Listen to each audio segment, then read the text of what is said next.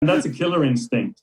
So when you look at Lance Armstrong, you're talking about killer, because some coaches go, footy and cricket, you need to have a killer instinct. You've got no idea what a killer instinct is. A killer instinct is Lance Armstrong. And when the coaches in footy go, you need to go all the way, I don't think you want your players to go all the way. Ever wonder what it's like to be an athlete on the world's biggest stage? And what really goes on inside the village? Let's find out. Legends with Bevo. The road to Tokyo. Thanks to Anytime Fitness Glenelg, Renelec Electrical Services, Tiger Tennis, and SMS Gas Installations. What a pleasure it is to have our very own South Australian athlete himself competed at 2 Olympic Games, 1992 and 1996. He's Dutch and German heritage originally, but calls Adelaide home now. Patrick Jonker, great to have you on the show. Yeah, thanks for having me. Now, obviously, the road to Tokyo, it's less than 100 days away, which is unbelievable. Time just flies, as we all know. And it's really, really exciting to obviously got the Olympics this year. Fingers crossed, obviously we don't know what's going to happen with the pandemic, but at this stage it's all going to go ahead. But I wanted to sort of get a real insight into someone who's been at the Olympic Games, because obviously, we see the Olympics, but we never really know what it's like to actually be there unless we speak to people that have actually been involved. So great to have you on. And I guess we'll start with, Tokyo this year. Your thoughts on it, because there's been a lot of speculation about whether or not it should go ahead and whether without crowds and that sort of thing. And obviously over there in Tokyo, they're not too happy about having it. Firstly, we'll start with your thoughts on that. Yeah, look, Tokyo Olympics, like you said, not far away. I've been speaking to a few of the athletes. I live in Adelaide, and Adelaide is where the kind of Olympic team preparing for Tokyo prepares themselves and live. And all the athletes and everyone who is a part of the Olympic cycling team, they're all go thinking Tokyo will go ahead, and they're training as hard as they ever have. And you're right, we don't really know, because the Japanese government and the Minister for Sport only mentioned a week or two ago that, if COVID does get out of control, they're going to have to really consider cancelling it. That will obviously be, for the athletes, it is a bit of a disaster, because, for Olympic athletes, we often get only one opportunity to represent Australia at the Olympic Games. And for that to be taken away from you, that's a once-in-a-lifetime opportunity, and it will be devastating for the athletes. But I believe that not having any spectators, we will have an Olympic Games in what is the new normal. And in terms of yourself, I mentioned before, 1992 and 1996, you were an Australian Olympian. For the people at home listening or watching out there, what was your experience like as a kid, firstly, with the Olympics? And, when did you first watch the Olympics? What was it like growing up? Yeah, look, I grew up in Adelaide in the 80s, and watching the wild world of sports and watching all the 1984 Olympic Games, the 1988 Seoul Olympic Games, and the Games of Moscow. Look, as a kid playing sport in Australia, I think going to primary school, when Olympics were on at primary school, we'd be doing all these things of promoting or helping our Olympic athletes and writing letters to Olympic athletes. And for me, it's been a childhood dream to represent Australia at the Olympic Games. And growing up in Adelaide in a small primary school, I do remember each time the Olympic Games were on, the primary school or high school would really get behind it. And I thought to myself, I want to be an Olympic athlete one day. And I mean, my uncle Ron, who represented Australia at the 1968 Olympic Games in Mexico, was kind of a motivation. So my uncle actually was the first South Australian to win an Olympic Commonwealth Games gold medal. So my uncle was the first South Aussie to be crowned Commonwealth Games gold medalist, and then he went on to Mexico Olympics. But Mexico Olympic Games was held at altitude, and he kind of crashed out. But for me, and I think for a lot of Olympic athletes, it's a childhood dream come true. And to be selected for Barcelona Olympics was definitely one of the highlights of my life. And in terms of the actual lead up to the Olympics, was there an increased training schedule? Was it still fairly similar to your normal training schedule? I trained for the World Championships in the past, and obviously representing Australia at the World Championships, there's great experience. But once you talk Olympic Games, you're talking a whole new level of competition. It's once every 4 years. It's very rare to go to a second or third Olympic Games. Only the very best go to 2 or 3 Olympics. So for me, it was a once-in-a-lifetime opportunity. In the sport of cycling, it's your whole life. You go from training, 28 hours a week of grueling training sessions to about 34 to 38 hours a week of grueling training sessions. For a cyclist, a road cyclist, pretty much it's your whole life. So the training schedule to compete at that level, it's pretty much your whole life. You don't have a social life. You don't. I mean, at the time I was 21, 22. You don't go to any 21st birthday parties. You don't go to any weddings. You don't go to any 18th birthday parties. You pretty much live a life as a recluse. I think a lot of endurance athletes can relate that you become a recluse. Your social network is only your teammates and your coach and the physios. And you kind of live in a bubble. You kind of live in a bubble for a long time. So interesting to hear that. I guess like a lot of people don't realise that unless you actually do hear from the athletes how much of a commitment there is. And I totally understand where you're coming from there. And it is only a short, you don't know how long you've got in terms of from the Olympics perspective, whether, like you said, whether it be 8 years, 15 years, who knows, it could be a couple of years. So you've got to sort of take those opportunities, don't you? And make those sacrifices and competing at the Olympics, it's so worth it, I reckon. Oh, look, especially for an Australian athlete, if you do get a gold, silver or bronze, or especially a gold medal, it can really set your life up comfortably. If you're media savvy. I was never a gold medal prospect. I was always at the top 5, top 8 in the world, but not a gold medal like Ian Thorpe or, the superstar swimmers that we have. But for an Australian, I think Australia, US, UK, for a lot of countries, the Olympic Games are extremely important. To put it in perspective, the Olympic Games in 1992 that I competed in, the Spanish government gave every single Spanish Olympic gold medalist got $1 million if they won a gold medal. Whoa. So that's the enormity of the Olympic Games. Look, if the Aussies win Olympic gold medal, I think they get 40 grand. But in some countries, they'll give you millions of dollars if you win Olympic gold. That's how important it is for the particular country. Wow, that's phenomenal. $1 million. Yeah, not Australia, though. Yeah. We're a bit ripped off over here by the sounds of it. And obviously, it must have been an amazing feeling back in 92, marching into that opening ceremony in front of that huge crowd. Give us a bit of an understanding in terms of the buzz that you felt when you're going into that Olympic Stadium in Barcelona. Yeah. So you know what an interesting fact is? So we were at the Olympic Village. We in 92 it was an amazing Olympic Village on the beaches of Barcelona. It was the last Olympic Games that were truly an amateur event. But the interesting fact is that a lot of the road cycling endurance athletes, actually, a lot of the endurance athletes that actually a few of them just don't march. So we watch it just like the fans do. So we were outside in our rooms watching it, and the reason is the training involved in endurance sports like the road cycling. You have to wait around for 3 or 4 hours before you can actually march into the stadium, and that would affect our performance out in the competition. So we were there. We were right next to the stadium, etc., etc. But we actually, a lot of us, we watched it on TV. We didn't actually march because it would hurt our form and our ability to perform well in our event. So in some of the really hard events like road cycling, which I compete in, you know what? We watch it just like everyone else next to the stadium. So we can hear it, but we're not actually there.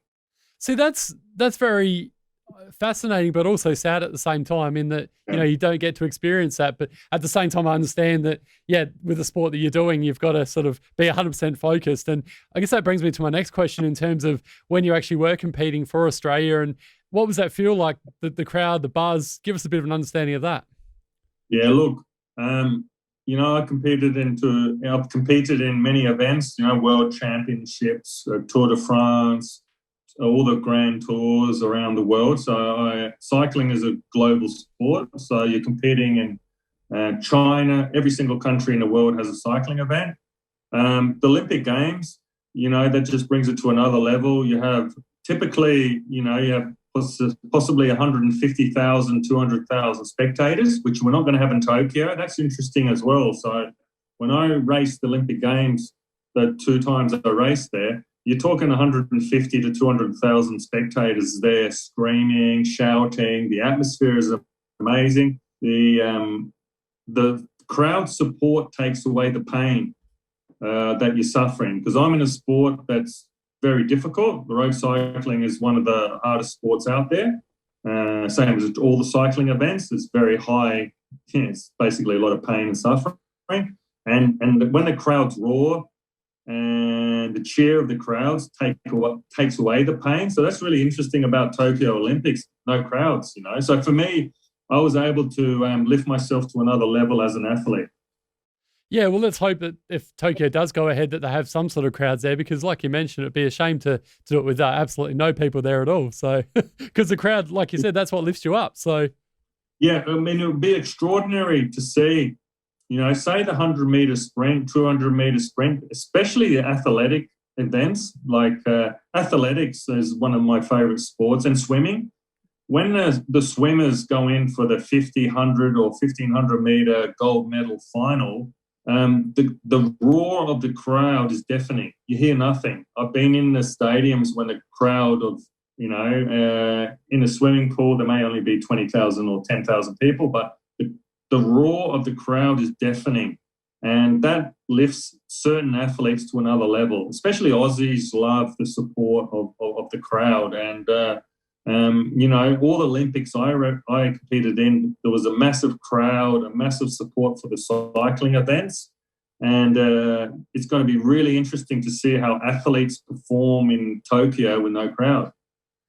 Yeah, it certainly will be. And I was thinking the exact same thing. The 100 meters is definitely my favorite event of the Olympics. It's just unbelievable. And we saw no crowds at the Australian Open for a few days. We've seen it with the AFL and other sports around the world as well. And the NBA, of course, at the moment, and the English Premier League, it's just a sad feeling, isn't it? Just watching these sports, these marquee events with no crowds.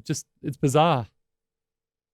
Yeah, especially, I mean, you know, Tokyo Olympics, it looks like this next Olympic Games is going to be no crowds, but I'm pretty confident that when we get to Paris, you know, there'll be hundreds of thousands of people there watching it live. But who knows, you know, the Olympic Games are in Japan, and the Japanese are extraordinary, and you know what, they'll probably have loudspeakers everywhere, simulate.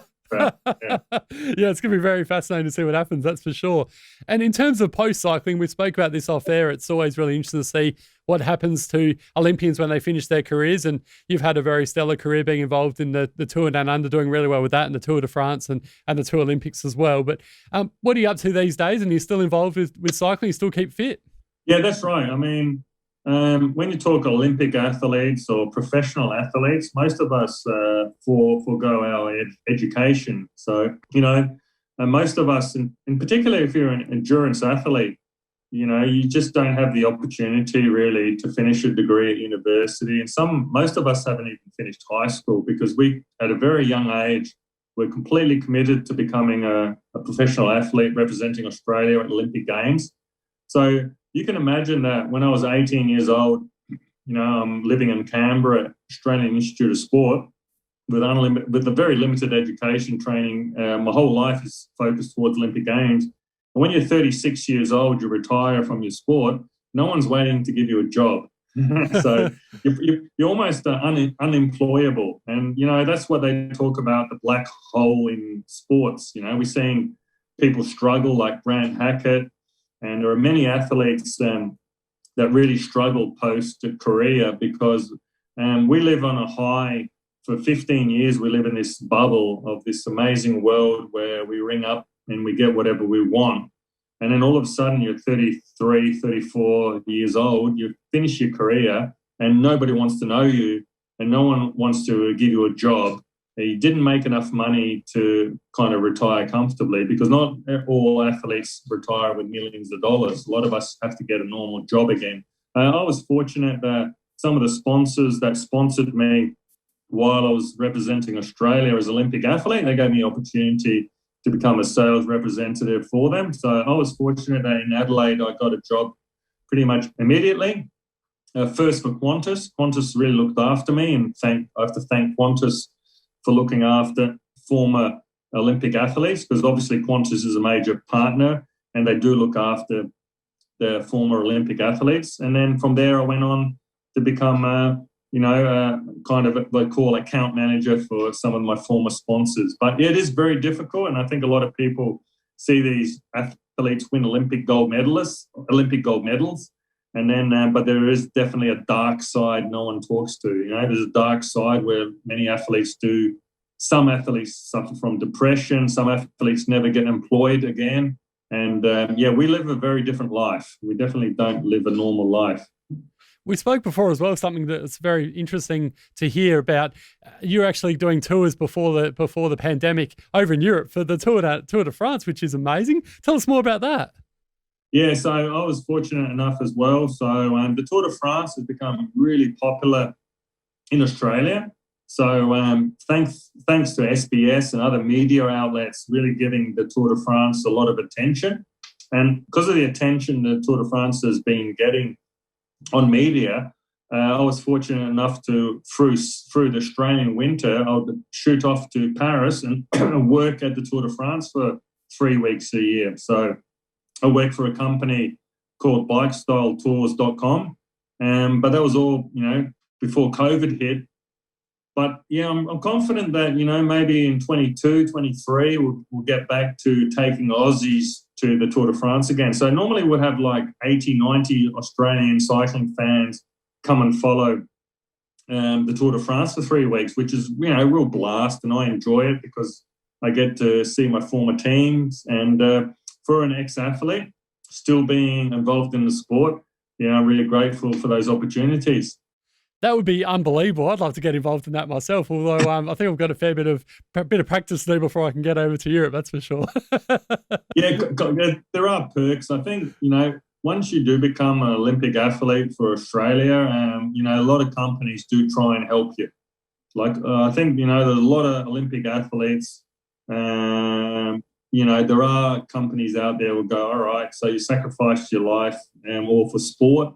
We can re-educate you a little and we can help you along in your career after sport. So that's a good thing about living in Australia. And that's one of the reasons I chose to represent Australia, because I was born overseas in Holland and I came here when I was 2 years old and I had the opportunity to represent another country. And I said, no way. I always wanted to represent Australia. So, and I'm really glad I did. Good man. That would make a lot of us proud hearing that. Nice. Before we let you go as well, obviously Lance Armstrong is always something that's brought up in the world of cycling, and you've had a close relationship over the years with Lance, but you're one that was quite vocal about when he got found guilty. And explain your thoughts on this. Yeah, absolutely. I mean, everyone has to ask the question because, my name kind of comes up, when you Google Lance Armstrong, I was his teammate. So I know Lance Armstrong since 1991, 92. He also represented America at the 92 Olympic Games. So my connection with Lance Armstrong goes back to 92 because the Australian and US teams trained together. So I trained together with Lance for Olympic Games in 92. He was an awesomely gifted athlete. He had extraordinary natural ability. He had the mindset of a killer, really. When you talk killer instinct, so in sport we talk killer instinct, which means to win at all cost. Lance Armstrong would win at all cost. So there's no such thing as not giving 100%. When we talk 100%, we talk cheating, taking drugs, whatever you have to do. Lance grew up in kind of a disadvantaged childhood where his mum was a single mum at 17, and he grew up in, let's say it was a very poor neighbourhood, well, not quite the ghetto. Let's say he was very angry, an angry young man with an exceptional gift as an endurance athlete. And he went on to become, first of all, the greatest Tour de France cyclist the world had ever seen, and then he went on to become the greatest cheat in the sport of cycling had ever seen. It's really hard. It's hard to explain when people talk about Lance. It's like you have to understand when you have these people in the world, when you talk 100%, they're willing to die to win. So they are really absolutely have no problem to risk their life to win. So because some people, I think growing up in Australia, we see sport as a fun thing. We see sport as something that, you do on a weekend, kick a footy, play some cricket, play some tennis, let's have fun. In some countries around the world, they were willing to die to win. And Lance Armstrong was willing to die to win. So it doesn't matter what drug is available, he will risk his life to win. And that's dangerous, obviously. And obviously it did no favours for the sport of cycling. But there's two ways of looking at it, really. I mean, the guy's an angry young man who went on to become, win the Tour de France 7 times and do extraordinary things, but he did cheat, and that's all been taken away from him. I mean, to put it in perspective, sometimes I tell people, I think we all have had the last 4 years, we all understand Donald Trump, and Australians are being a little bit shocked about Donald Trump. I say, look, mate, Lance could be his love child. Lance Armstrong could be, that's the psychic. You kind of have to go to America and live with Americans. And I was a part of the US Postal Service cycling team. You kind of have to understand what it is, what it means to be a winner in the US. And you win at all costs. There's no such thing as losing. You have to win. It's all about winning. And that's what Donald Trump was all about for the last 4 years. And thankfully, he's gone. Lance Armstrong is exactly the same. You want me to win? I will win. And if I have to cheat, manipulate, extort people, I'll do whatever I have to do to win. And it's actually a really sad story. Lance Armstrong is not as a bad, evil person as you think. I roomed with him. I was his teammate. He helped me when my mother was going through cancer battle. He was going, this is a good oncologist. He was really caring about my mum's battle through cancer. And Lance was there going, you can just ring this guy in New York and you can ring this guy in Dallas. So he really does have a passion to help people who are undergoing cancer or people. The cancer movement is something he's very, very passionate and caring about.